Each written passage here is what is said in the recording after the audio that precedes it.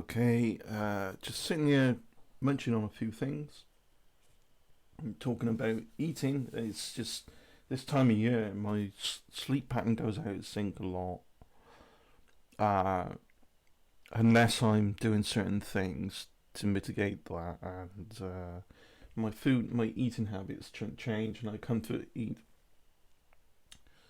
It's definitely related to the vitamin D sort of side effect, if you will, on uh, the days of sunlight. The sunlight we get this time of year in the UK is just ridiculously small amount.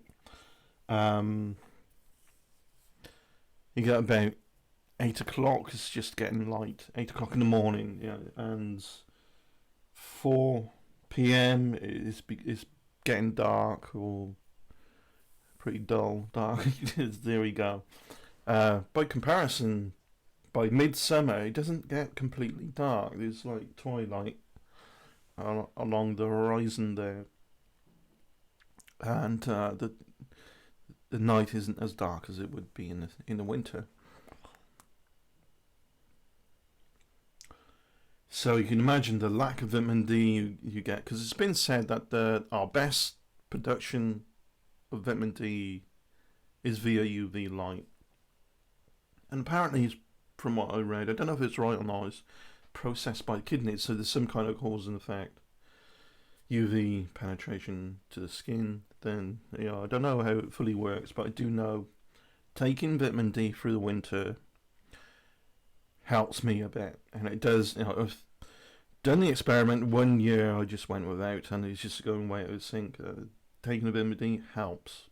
It helps me. It's not going to help everyone. Talking about health, and certainly this year has been a big focus on health, particularly underlying health issues being aggravated by other things that you might contract, like the pandemic, as well. It's been a big issue, right? And yes, I am proud that the UK have moved forward with the very first clinically passed vaccine to be administered in the world. We are the first to do that. But that's not down to just the UK itself, but one of the benefits of one of the variables, there are many variables to help us do that, is we have a socialised healthcare system. One of my members at Exploring Minds is writing, I don't know if they've finished it, they were writing an article on a socialised healthcare system like the NHS versus non-socialised, and I think there's some very large misconceptions of how the UK have done this in how the national health works. There is no profit per se. Sure, you do your job and you earn from your work, of course, but hospitals are not there for profit. They put money back into equipment and so on.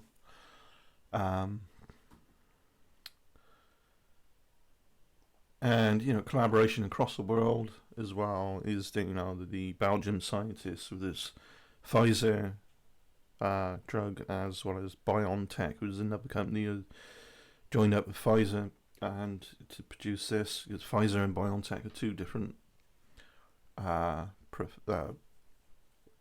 companies, but certainly come together on this. Just reading an article I found in ed.ac.uk,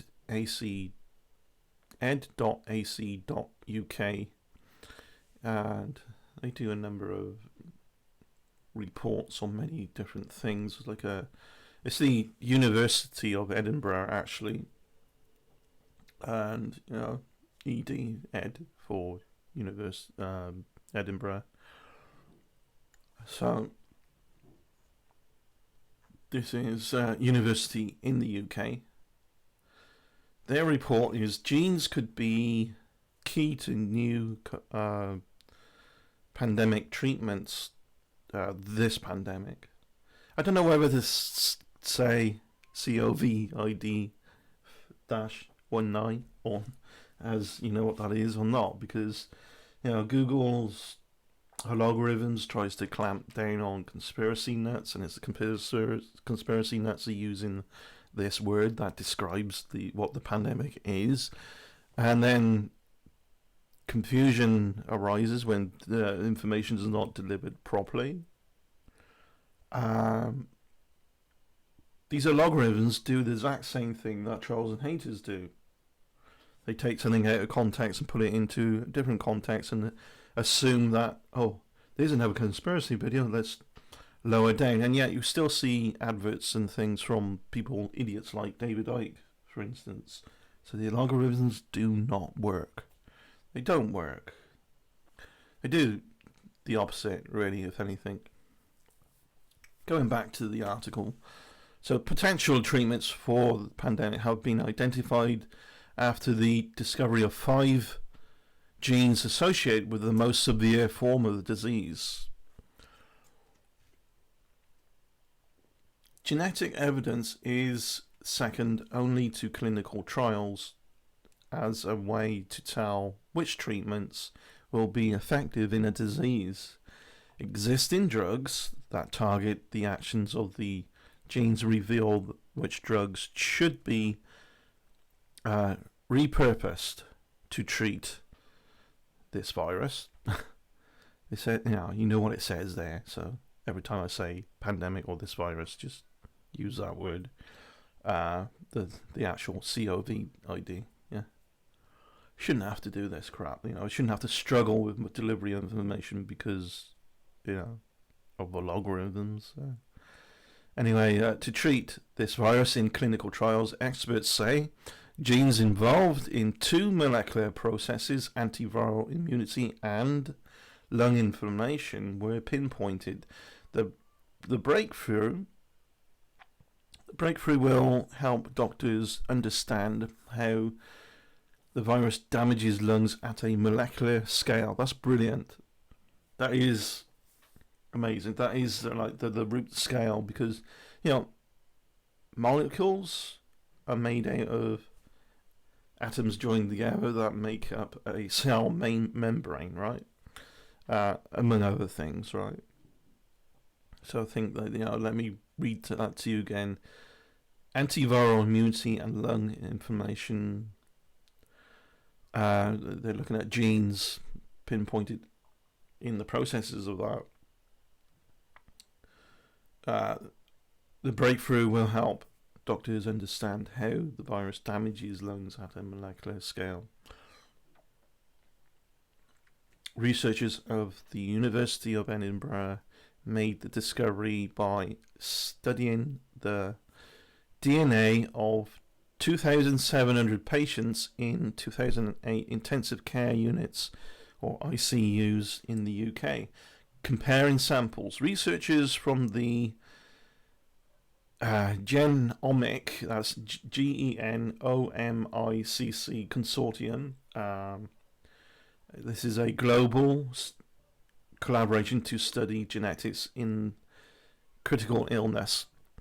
Compared the genetic information of the virus of the infected patients in ICU units with samples provided by healthy volunteers from other studies such as UK Biobank, Generation Scotland, and 100,000 genomes, 100,000 genetic mapping, 100,000 people, right? The team found key differences in 5 genes of the ICU patients compared with samples provided by healthy volunteers. The genes are as follows, and all these weird numbers and names: IFNAR 2, TY K2, OAS1, DPP9, and CCR2. Potentially explain why some people become desperately sick with the virus while others are not infected. That is a very strong point to make. Some people, as soon as they start coughing with this virus, it gets progressively worse, so much within, hospitalized on the Monday, dead by the Thursday. I kid you not. There are cases like that, and not really too obvious of any underlying health issues. I'm not saying there weren't any, but they were relatively, emphasis on the word relatively, healthy otherwise. And of course, a lot of people who shout this is some kind of conspiracy, this is not what we're happening the way they're saying it's happening, would prefer to say that, because the truth is more scarier, I think, and particularly when you take time to look at data from credible sources, from doctors. Like I've said in previous videos, I was shown a lawyer who has no medical expertise. He's a lawyer talking about crimes against humanity, Obviously, a lawyer wants anything to be potentially criminal so that they can make money from it, right? And even if there is no case, no proof of, let's say, the virus being man-made or whatever conspiracy you want, they still get paid anyway. Yeah. So target genes, so it's genes I mentioned. Having highlighted the genes, the team were then able to predict the effect of the drug treatments on patients, because some genetic variants respond in a similar way to particular drugs. For example, they showed that a reduction in the activity of the TYK2, that's in the list that I mentioned, the TYK2 gene protects against the virus. So a reduction in a particular gene, in the activity of a particular gene, protects against the virus. A class of anti-inflammatory drugs called JAK inhibitors, which includes the drug, but I don't know how you pronounce it, really. Baricitinib. It's BARICITNIB.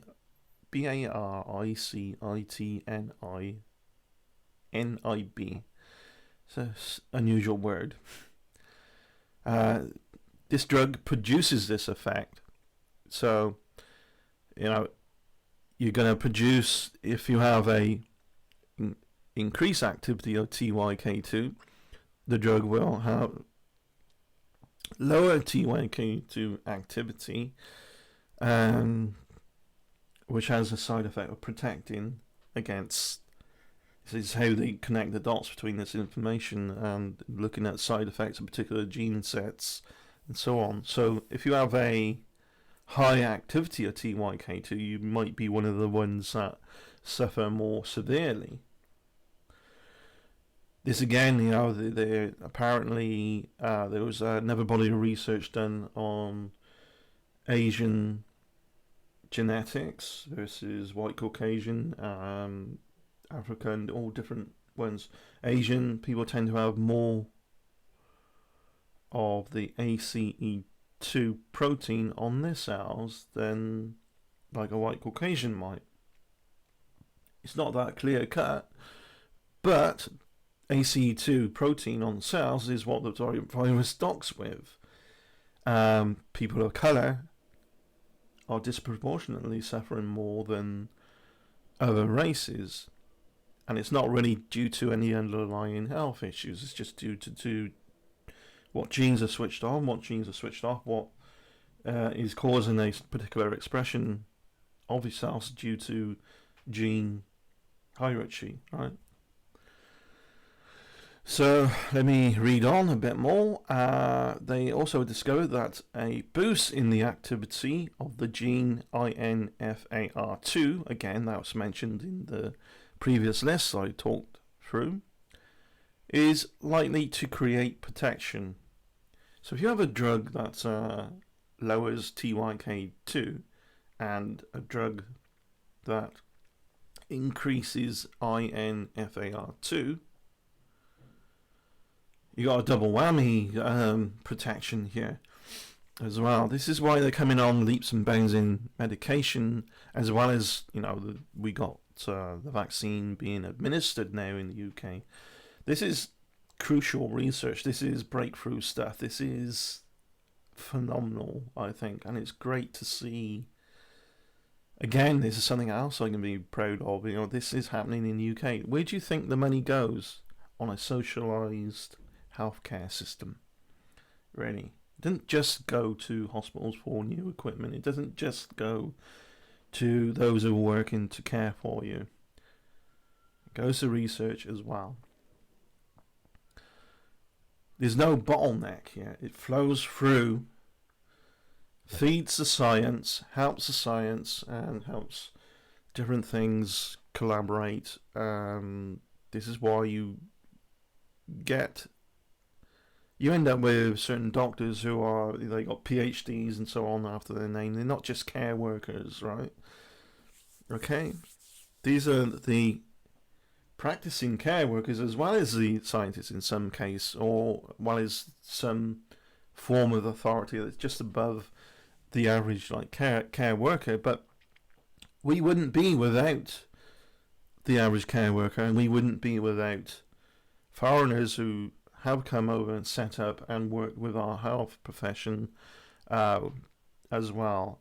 Asian, Indian, Filipino, they've come over and really been part of the National Health Service in a great way, and we're proud of that multicultural collaboration. We're not going to go around waving the British flags and say we're the best. I would rather see a thank you from Britain to these other professions and these scientists from around the world, the Belgian scientists for the Pfizer vaccine as well. We shouldn't make the same mistake America have made with self-delusion there. I know that hurts, but it's true. It is. You see it happening in front. Many Americans are sick of that as well. So if you rate, getting back on track here after all this rant, they discovered a boost of the INFAR2 is also likely to create protection because it is likely to mimic the effects of treatment with Inferion, whatever, that's some other drug. Proteins. Oh, sorry. Maybe it's not a drug. I don't know. Let me read on. Mimic the effect with Inferion proteins released by cells of the immune system. So Inferion is proteins released by the cells of the immune system to defend against viruses.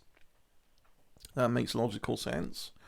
However, experts caution that to be effective, patients might need the treatment early in the disease. Again, it makes logical sense, because once things get rolling with this virus, you don't have much. Some people don't have much time left. Again, depending on which, how their gene set is expressing their biology, and if different priorities, hierarchies. So there's a quote from Dr. Kenneth Bawley, that's Baillie. Let's call him Kenneth now. He said, "This is a stunning realization of the promise of human genetics to help understand critical illness. Just like in sepsis and influenza, in this virus, damage to the lungs is caused by your own immune system." That's important to know. I'd say it was caused by the virus, but it's the side effect. It's how your body reacts to things. Rather than the virus itself, our genetics results provide a roadmap through the complexity of immune signals, showing the route to key drug targets. Now, I know there have been people out there going, "You don't die from COVID." No, you die from it. If it didn't exist, you wouldn't have overly aggressive responses in your own immune system. It needs to respond somehow, and too much fluid buildup in the lungs can be a side effect of too much of an aggressive response from your own immune system. But that doesn't mean that the immune system is doing an erroneous thing. It's just trying to get rid of the virus. But a virus like this is more aggressive than some others, and it proliferates quicker, and therefore it's got to try harder and put more energy in. And the side effect is, arthritis is in some conditions of arthritis is your body's own immune system attacking the body. As to why it does that, I don't know. There's many different theories, and there's different things I've read that can cause it, but I don't know right off the top of my head right now. But it's another example, right? So it's genomic, that's genomicc, is genetics of susceptibility and mortality in critical care. That's genetic factors stated in 2015 as an open global consortium of intensive care clinicians dedicated to understanding genetic factors that influence outcomes in intensive care from diseases such as SARS, influenza, and sepsis. Throughout 2020, it has been focused on the virus research in partnership with Genomics England. So Genomics in England, the genetics of susceptibility and mortality in critical care. It started in 2015. It is a global consortium of intensive care clinicians dedicated to understanding all this. And they studied the SARS and all these other things. So the study is one of a number of this virus studies that have been given urgent public health research status by the Chief Medical Officer and Deputy Chief Medical Officer of England. Again, Dr. Kenneth, to quote him, he said, "Our results immediately highlight which drugs to be at the top of the list for clinical testing. We can only test a few drugs at a time. Making the right choices will save thousands of lives. This work is only possible because of the generous contribution of the patients themselves and their families, research teams in National Health Service hospitals across the country, and the generous funding we receive from the public and organisations." Very important. When people in the UK get vaccinated, by the way, they don't pay anything at all. It's just another year financially, providing they still got a job. The companies have been suffering because of lockdowns here and there. Yeah, sure. But that's in its own sort of arena, separate from the argument of a socialised care system. No one is paying out of their pocket anything more than they already paid for this. America, I expect you're probably going to have to pay right out of pocket for just to get a vaccine, and if you even have one that's clinically passed, I think, was it your Moderna one was being passed? I'm really not sure at the moment, because obviously, I'm focusing on what's happening here in the UK for this.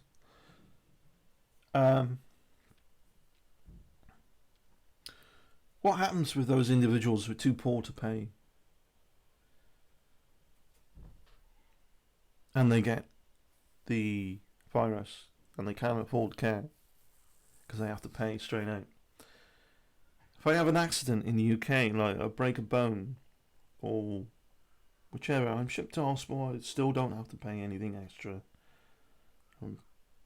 Leg gets set in plaster and gets aligned and to get looked after, and I go home and wait for myself to heal.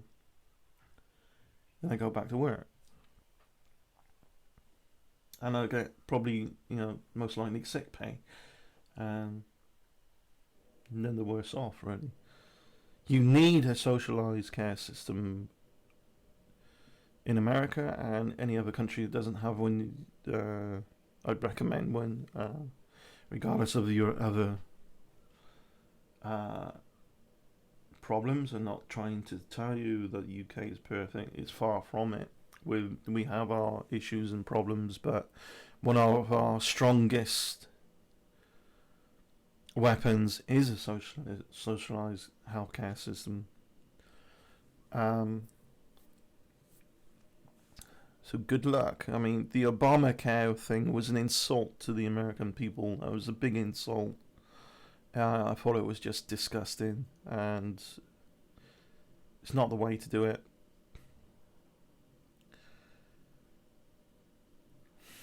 Anyway, reading on, Genomic, that's the acronym, is funded by the charity Sepsis Research FEAT, F-E-A-T in capitals, the Intensive Care Society, Wellcome, UK Research and Innovation, Scotland Chief Scientist Office, the Department of Health and Social Care. See, there isn't competition here. There's not split bits in trying to capitalise on getting the most patients to make a profit. What there is collaboration to support each other right across the board, right from the average taxpayer all the way up. That's the way to do it if you're going to be looked after, instead of preferring capitalism over the safety and health of your citizens. Why do this? One of the reasons why I'm slating America so much lately is and on top of this, you got a complete buffoon in office, like this orange Oompa Loompa that it just blows people's brains that can be allowed to happen in a country that is actually very influential to other countries across the world. You have so much power, and yet you have so much idiocy going on within your power structure, and that's dangerous. It really is dangerous. So the world it's not America that needs some good luck. It's the world that does, really, because of American idiocy via your own authorities, particularly from people like Trump, in my personal opinion. Moving forward, let me read a bit more. The virus is the biggest public health challenge we have faced in a century. As each day passes, we are learning more about the virus, supported by incredible advancements from scientists across the UK.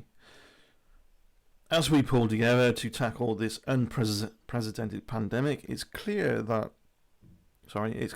we are on the front foot with our research.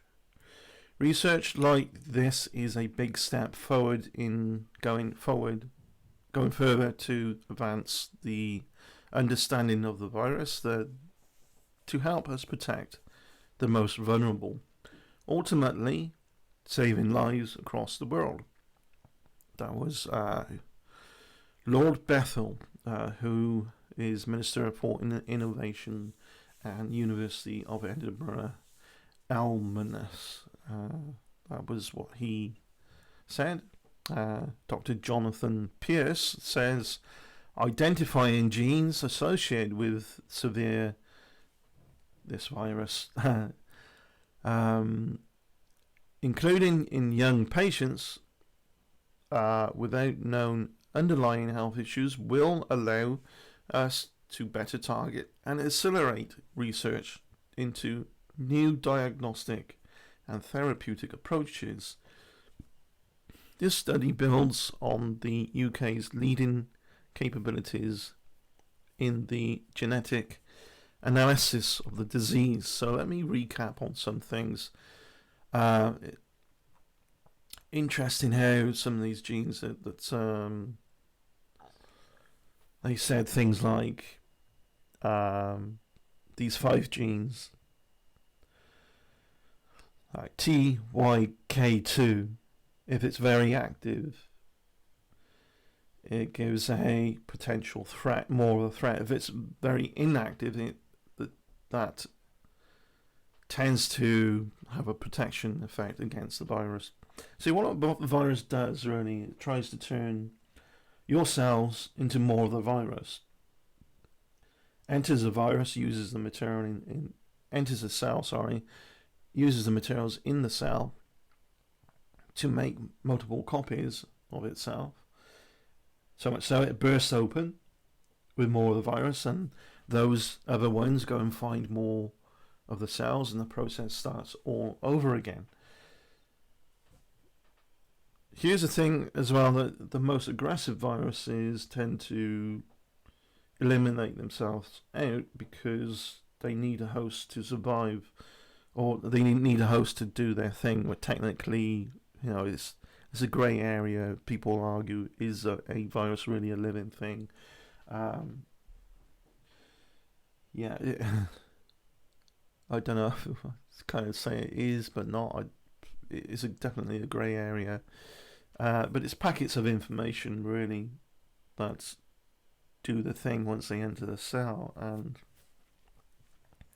it can be argued that's alive, but most would say it's not. I think I might do a video on that. What the debate is over, is a virus alive or not a living thing? It needs biology, like our biology and animal biology, to exist, of course. But life feeds on life anyway. Life always needs the energy of other life. Whether you're a plant or meat eating or whatever, it all goes through a process, right? And plants are alive, animals are alive. But I thought this was very interesting to read. It does explain how some people, and there seems to be, look for more information on that, I think, with apparently Asians suffering more, which would make sense if there was a virus around that was proliferate quickly because of a dense population. It would probably also be utilizing the weak spot of that population. So Chinese, Asian, so on. The population in China is well known to be overpopulated. There's so much so they had rules for certain families not to have any more children, or you're only allowed 2 children or 1 child, depending on other aspects of your family structure, right? With that population density, transmission is a lot easier, and it's also a lot easier for a virus to be transmitted to utilize something that is more abundant. It would. I think you get where I'm going. Hopefully, I'm kind of butchering the explanation. If there is a proliferation of a certain condition, a lot of it, a certain way your genetics are expressed, the more successful viruses will utilize that. That nature tends to utilize things that there's a lot of. In the earliest origins of life on planet Earth, for instance, plant life was just coming between the shores and land and sea like algal growths and all this. Some of this was producing a waste product called oxygen. It's a waste product, but there's so much of it now. Nature evolved to use it. So when there's a lot of a particular thing, nature uses something. Makes sense, right? Why would you utilize something that's rare? Yeah, for your survival, for your biology, or whichever. Same with viruses. They utilize something that's more abundant. That's just my own, I think that makes sense. That's logical consistency there. China really need to. They have a lot to answer for when they're trying to silence one of their doctors, though, apparently. It probably would have gone global anyway, regardless of what happened, but thousands of lives could have been saved in China. Instead of silence a doctor who said, I'm seeing SARS-like illnesses, and they should have stopped people going in and out of China much sooner if they knew how vicious this was. Don't know. It seems likely that it's. I mean, why would you silence? It's immoral action there. And once all this is done, once it's eliminated, sometime in the future, maybe a couple of years from now, maybe we can eliminate this virus. Depending on what happens in America now. I said from the get-go, if this hits America, as I could see the virus going across Europe and so on, and America's screwed. Many things have happened in America that I could not predict. I'll be honest about that. Other things have happened that I thought, yeah, here we go. And in the UK, it was predicted that we have similar sort of problems with conspiracy nuts. One of the things I thought about. And you can't predict them that they're going to burn down 5G masts, but they're going to do something stupid. Those 5G phone masts, or the phone masts they burnt down, by the way, were not transmitting 5G. There is an article on my website why 5G or any Wi-Fi signal radio wave is not harmful, and why actual visual light is, if there's any harm at all, would be highly harmful if the radio to microwave spectrum is harmful, right? And don't get me started, just because your microwave uses microwaves, and mobile phone networks use microwaves, and that makes it a weapon. Microwave runs at about 800 watts, and 5G probably 2 watts or something. If that, among other ways in which you got a frequency, a wavelength, then it's repeated, and the speed at which is repeated also. It's different to how other things are used as well, and all these different variables that these conspiracy nuts do not even bother to try and get their brain around and give themselves a challenge. And once they're over that little challenge, they're a little bit smarter, but they're too lazy in thinking, and it's just driven by emotion. And you have to be driven by emotion to burn down a mobile phone mast, right? And they try and ring somebody and they can't get coverage, and they complain about that. Yeah. There's actually people out there buying Faraday cages, which are not really true Faraday cages. This wire cage to be put around your Wi-Fi router. Companies have capitalized on this idiocy and made money on that, out of that foolishness, and they're complaining that their Wi-Fi is not as strong. Yeah, that's actually happening. That's just weird. Well, they think that it's going to block the harmful, in their view, right? It's going to block harmful signals, but still give you internet.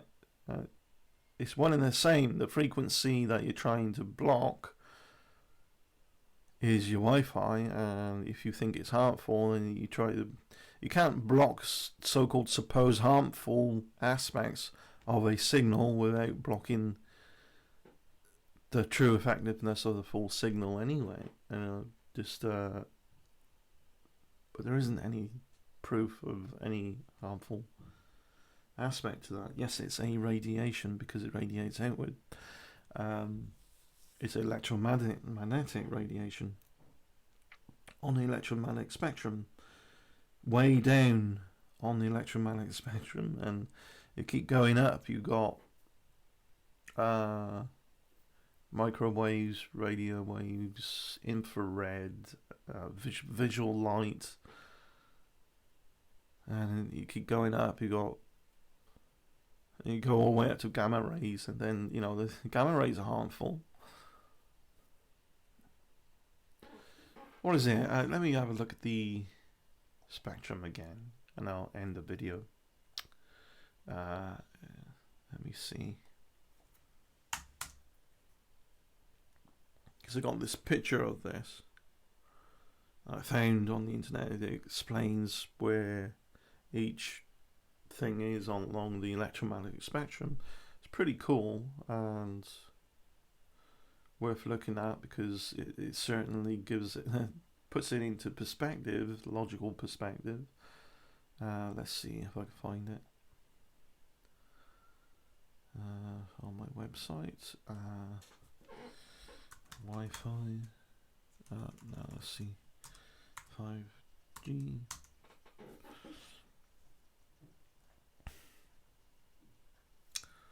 What 5G really is, as opposed to what some theory is. That's what article I put out. So yeah, you got your low frequency range, which some could argue, the low frequency thing is, there's a whole different set of information for that, I guess. Look at Nikola Tesla if you want to do any research on that. It's interesting. And then there's radio waves to microwaves, which includes like FM, TV, cell phones, radar. Then there's infrared, which is your TV remote. Then there's visual light, your light bulbs.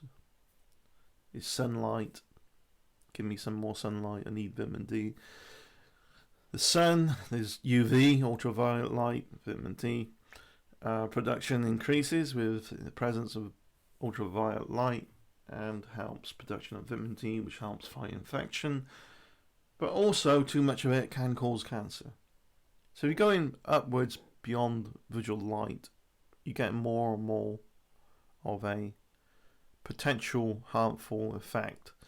X-rays been known to, too long of an X-ray exposure, you're probably risking cancerous side effects. Radioactive elements, obviously, gamma rays are one of those.